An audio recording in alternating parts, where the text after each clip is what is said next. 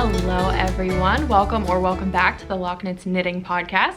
My name is Haley and today we are doing something a little different. I usually film pretty standard show and tell podcast episodes and I was thinking about shaking it up. I'm kind of in between projects in the sense that like nothing I'm working on right now is very interesting. So I wanted to do something easy to put together and fun and also beneficial for all you guys watching. Today I have to share with you 25 free granny stitch crochet patterns.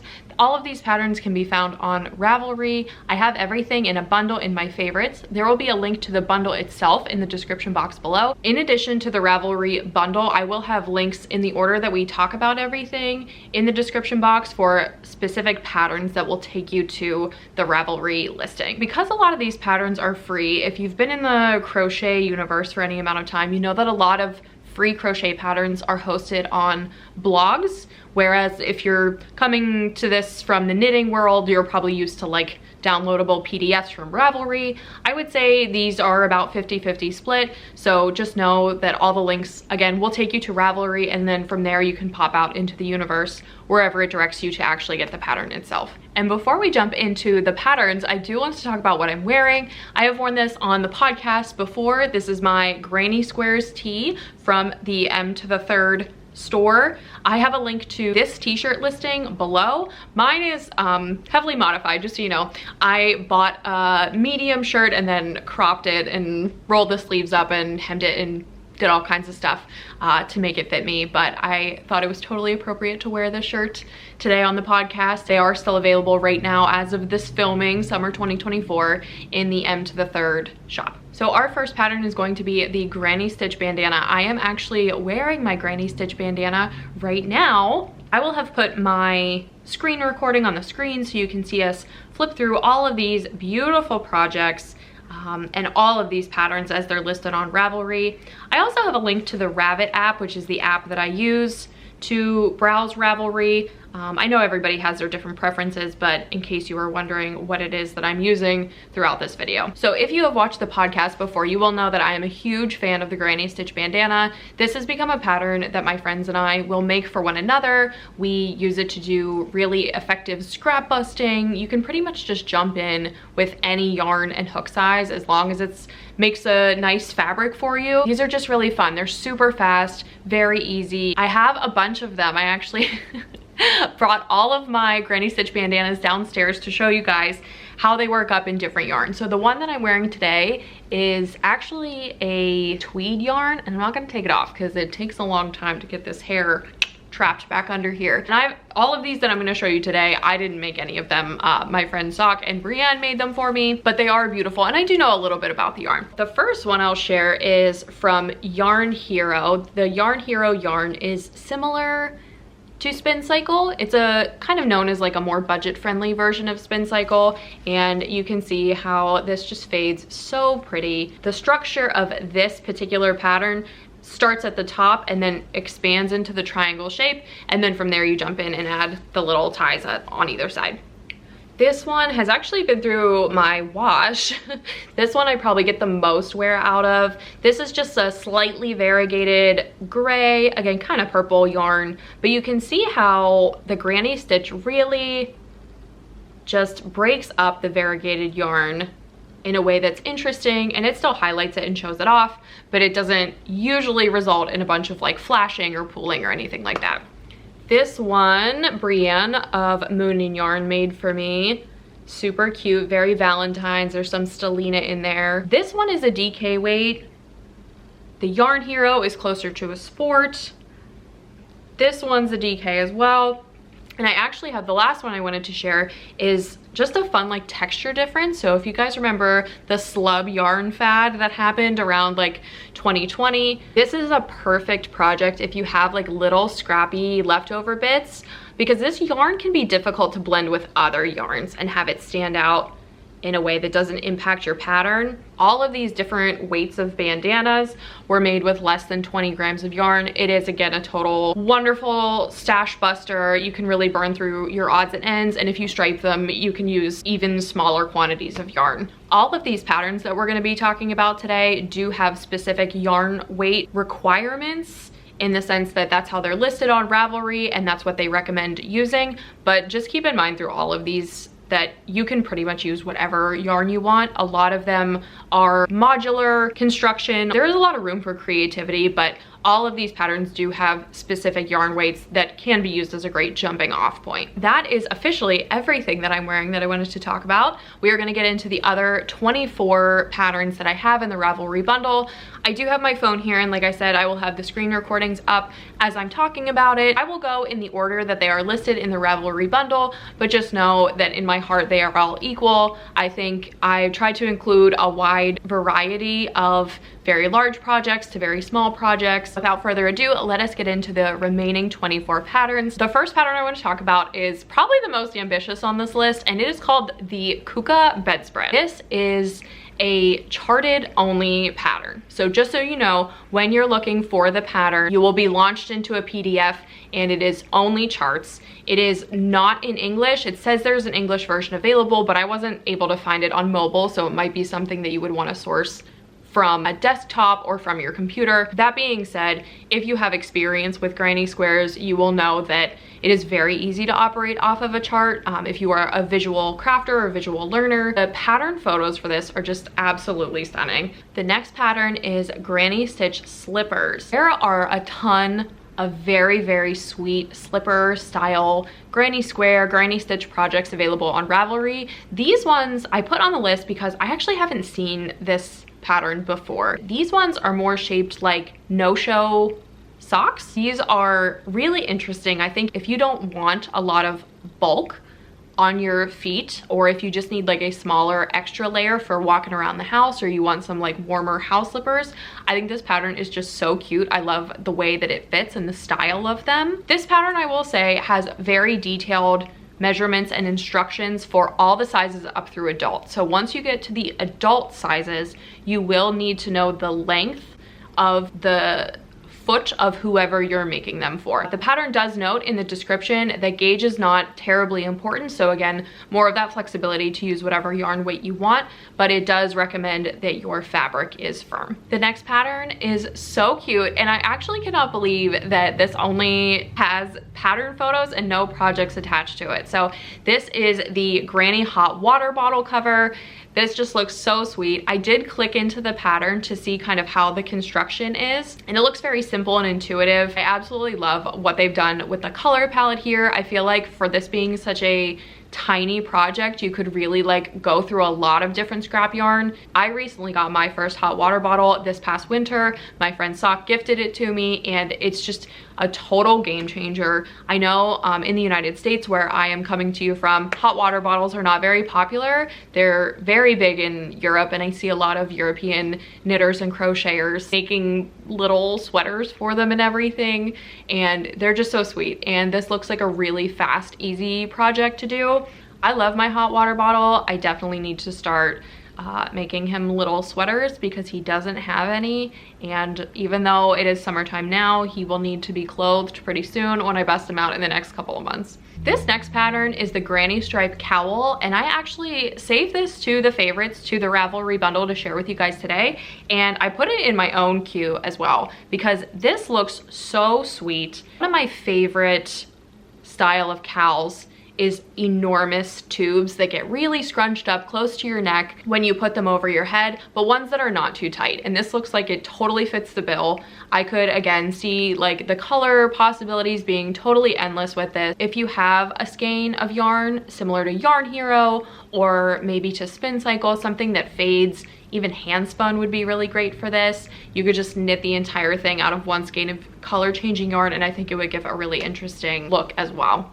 This would be a really fantastic gift. I think cowls and scarves are really great for friends or family whose sizes maybe you're not so familiar with, or someone who you're not sure is going to handle a handmade item with the care that it deserves. But I do feel like you'd be hard pressed to find someone in your life who would not love a giant comfy tube cowl like this. Our next pattern is more of a recipe, less of a specific pattern to follow line by line. This is the Sock Scraps granny stripe blanket. The granny stitch is a perfect stitch pattern to use over a blanket.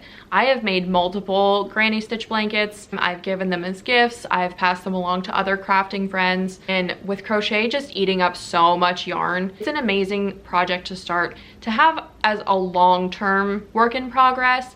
And it's really nice to have somewhere to get rid of your scraps as you make your scraps. This would make just a phenomenal piece that you can throw over the back of your couch or have on the back of your chair. Our next pattern is fingerless granny square mitts. I think the style of these is so cute. I know a lot of granny square projects give us like 70s vibes. They're very funky and colorful and fun, and there's something about, you know, just putting on like a boring old winter coat and having like your pop of color for your fingerless mittens that is just so fun. This pattern was designed to use DK weight yarn. I think that this would be super nice and plumpy and chunky in a DK or a worsted weight yarn. I don't know about you guys, but I have a bunch of DK weight yarn in my stash that is a single skein, or I just have one colorway of something that I thought was really special, and I think that that would be perfect for this project. I feel like overall fingerless mitts are pretty forgiving in terms of gift giving or making them for someone special in mind.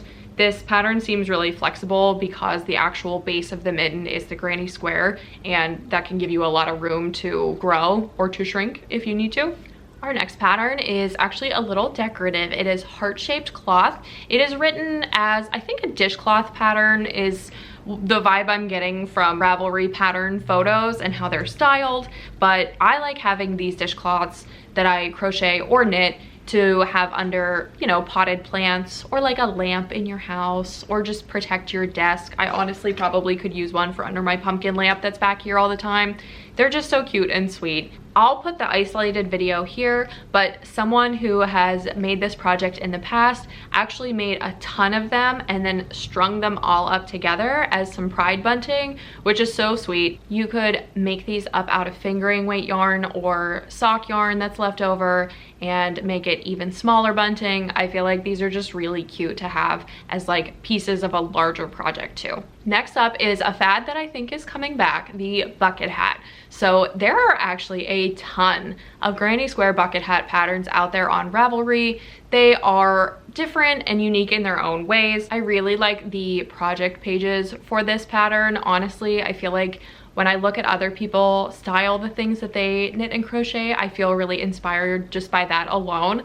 And seeing how some of these people have chosen specific colors and matched it to their outfits, it's just very cute and inspiring. If you wanted to use summer yarn, it would really be perfect for like these hotter months that we are suffering through right now. This would be another fun little make for your friends. If you guys go to fiber festivals together, it could be an easy way to find each other in a crowd. If you have watched the podcast before, you may have known about this next pattern already. So we are now talking about the Ariana Cardigan. I have made this pattern. I will put a link up here to the episode where I discuss in depth like my experience with making the Ariana Cardigan. This is a perfect template if you are bold and creative and you want to jump in and make something really stunning and beautiful, and you're looking to just kind of experiment and make like your perfect cardigan. I feel like the map at the bottom of this pattern that is included is really easy to understand how to piece everything together. My negative experience that I had making this pattern was totally my own fault. It was completely my own hubris. The finished product, I will put a picture of it here.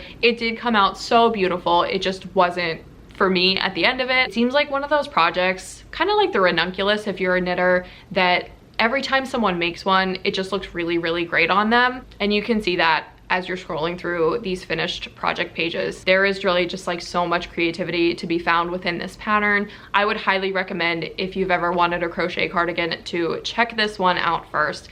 The next granny stitch pattern is so stinking cute. It is a granny pineapple trivet. This is a dishcloth or trivet shaped very convincingly like a pineapple. This is probably one of the best like fruit shaped crochet patterns I've seen for like a dishcloth or a trivet. It's just really cute. The pattern designer totally nailed the yarn choice that they used in the pattern photo. I think all the little details of this are just so sweet. I think this is a great project, obviously, to be a dishcloth or a trivet, you know, as it was intended, but also to use this as a motif. Like, I could see making an entire sweater just plain and then appliquing it to the front. I just think would be like so cute. Next up is another pattern that definitely has not gotten enough love. This is the granny square plant hanger. I don't know about you guys. I personally am not good with houseplants. I want to be houseplant lady. I think they're really pretty, and I love going to my friends' houses and seeing all of their like indoor gardens of their houseplants, but I kill houseplants. I do have a really beautiful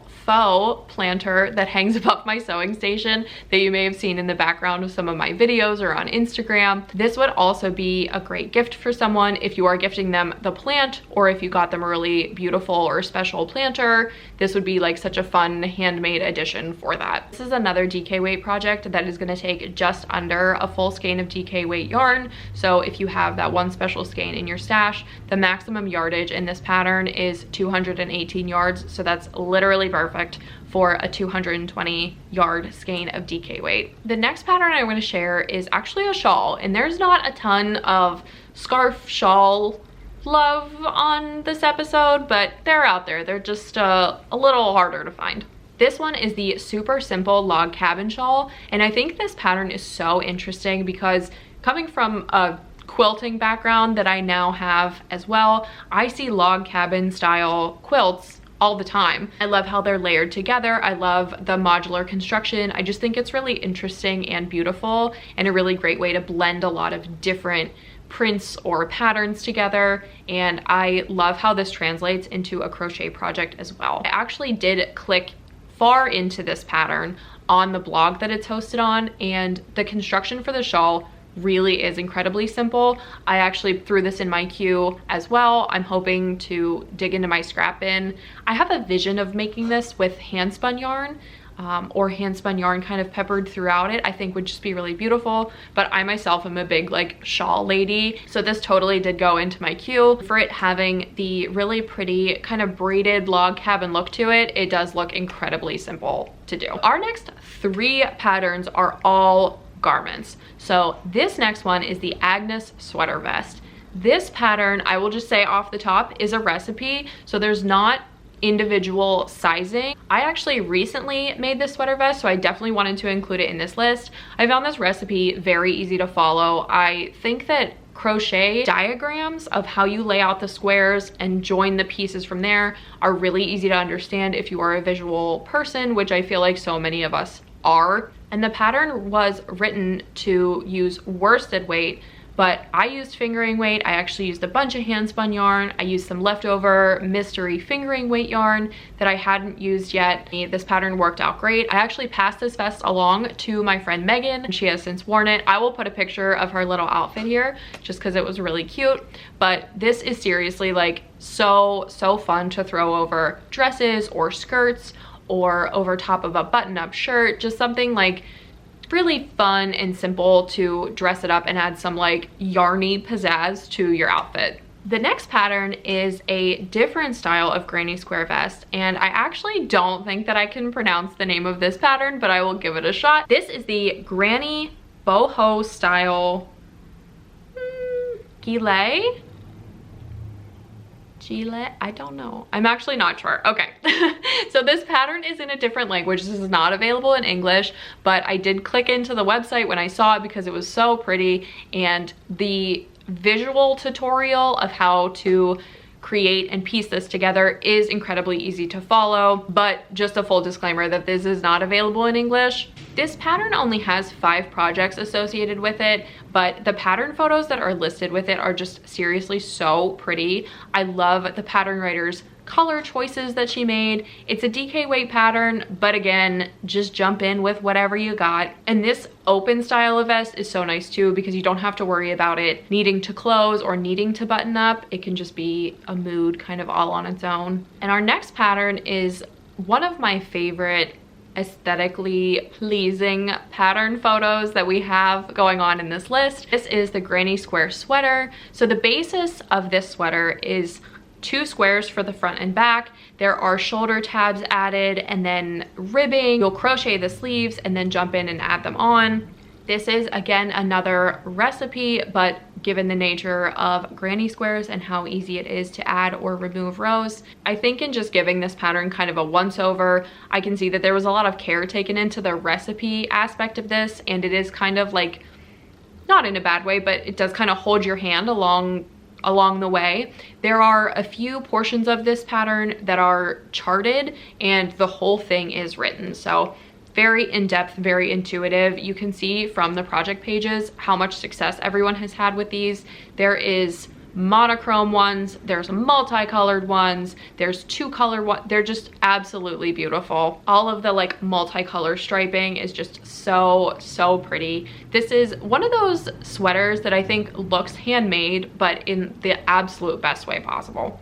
The next pattern is the Granny Fanny Bag, and speaking of hot trends, the fanny pack is back. This is so sweet and fun. I don't think that this would take a ton of yarn at all. There's not any listing for how much yardage this project would take, but there are a bunch of projects linked with this pattern, and you can go in there and scroll through. I will again have put them on the screen by now anyway. I just think this project is adorable. If you have any experience with sewing, adding a lining to a bag like this really makes all the difference so that your objects don't fall through the little holes of the granny stitches. And this would be a really fun way to go through smaller amounts of acrylic yarn. I feel like for something that is a bag that you're gonna carry and is going to, you know, presumably slide across your shoulder as you walk or as you move, having a really sturdy acrylic yarn is really the way to go for something like this. Total fashion statement, very practical at the same time. This next pattern is from Paint Box Yarns, and it's listed as a tank, and like I get it that there's no sleeves on it. Under no circumstances would I call this a tank top. I actually totally see this as more of like a vest wintertime layering piece. What drew me to this pattern in the first place is the high turtleneck style collar on it. I think this is so cute. This would be incredibly easy to throw over a long sleeve shirt or a long sleeve dress in the winter time. It could be a great transitional piece. You can dress it up or make it crazy if you want to. This just looks like such a fun throw over style vest. I don't know why it's labeled as a tank top, honestly. Right now, there are not any projects associated with this pattern, but I think it is so cute. Now, because this is a Paint Box Yarns pattern, when you go to download the pattern, it will redirect you to the Lovecrafts website where you would have to sign in or make an account with Lovecrafts to download the pattern. I will say, this doesn't look like rocket science. You could probably reverse engineer this one. I don't know if you guys are like me, and as soon as I'm like propelled into another website where I have to then make like another account just to access a PDF, it just like can make me crazy sometimes. So just a disclaimer about that. Our next few patterns are small and sweet. This one is so tiny. It is the Luggage Tag Granny Square pattern.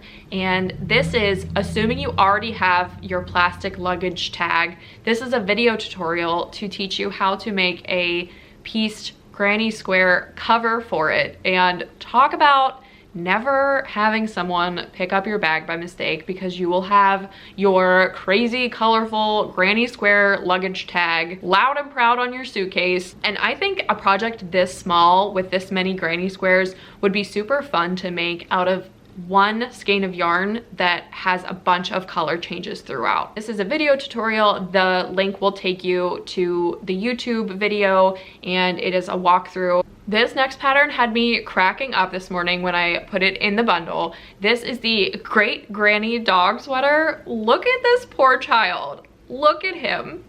I was dying looking at these photos. They're so funny. I know there is a knitfluencer, I cannot think of her name right now, but there is someone who knits a lot of the same sweaters that she makes, but for her dog. I want to say it's like a Chihuahua or something. I'm totally blanking on it. If you guys know who I'm talking about, please put her name in the comments, because it's seriously the cutest thing. And there's not a ton of projects for this, but I know so many of you guys have dogs and cats that would probably fit really well into this sweater, so I'm just putting it out there.